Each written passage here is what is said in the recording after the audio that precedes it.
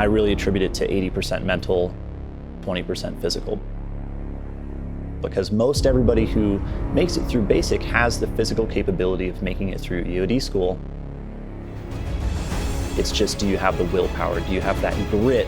Do you want it so bad that you'll do anything to make it through? Out of a class of 22, 2 of us made it through.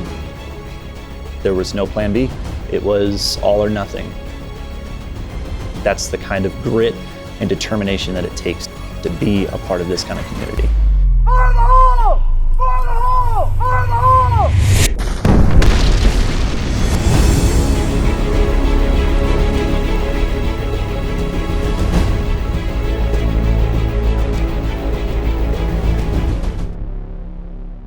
EOD has a really large impact on the Air Force mission. If that aircraft's grounded because of a hung munition, then that's going to cost people their lives. EOD technicians need to go in and make sure that it's safe so that we can get pilots out, so that we can do investigations, so that we can get that bird back in the air to do its missions. I'm an explosive ordnance disposal team leader assigned to the 28th Civil Engineer Squadron here at Ellsworth Air Force Base, South Dakota. Joined the military back in 2010. I found a brochure for EOD and it just sounded really exciting. The robotics, the innovation, the cutting edge of technology. I like to challenge myself. That just attracted me more towards the career. We have a lot of different commands. Some bases deal primarily with nuclear weapons. Some bases aircraft drop ordnance all the time, and EOD has to go out and clear those ranges before pilots can do training again. The other area that we really support is recovering the airbase after major attacks. The National Defense Strategy directed that we shift focus to major near-peer threats. The Civil Engineer Squadron as a whole has a large mission for recovering that airbase after a major attack.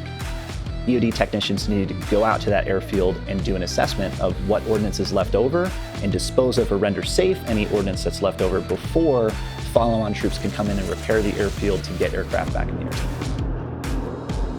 We have different mission areas that we have to train for: counter-improvised explosive device, unexploded ordnance, VIP mission, our nuclear mission, weapons of mass destruction.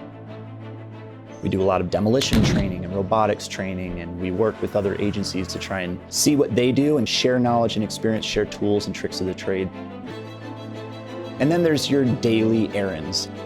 You have to check out your equipment to make sure that it's functioning properly. Because if you fail to check out that piece of equipment, that could cost other people's lives.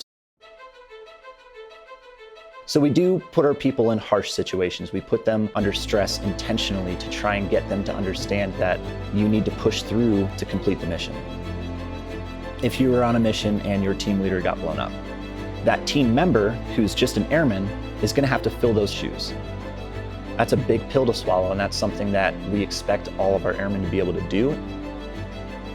Those that have come before you, those that have worn this uniform, and unfortunately some of those that have died in this uniform, deserve that level of respect.